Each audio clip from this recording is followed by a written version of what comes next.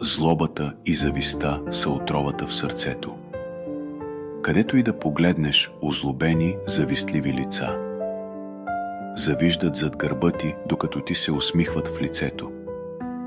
Жалко е, нали? Но кой печели от тази тъмна търговия? Сърцето, което гори в тишина, или душата, която е забравила какво значи да обича? Не съм идеален, но никога не съм поискал чуждото. А те живееха като съдии без съд. Гледаха не какво съм изградил, а с какво могат да го разрушат. Понякога ми се струваше смешно, колко усилие влагат в омразата. Ако го бяха вложили в любов, щяха да бъдат прекрасни хора. Но знаеш ли какво е най-ироничното? Нека ме мразят, ако това им дава усещането, че са живи. А аз ще живея така, че никога да не престанат да ми завидуват.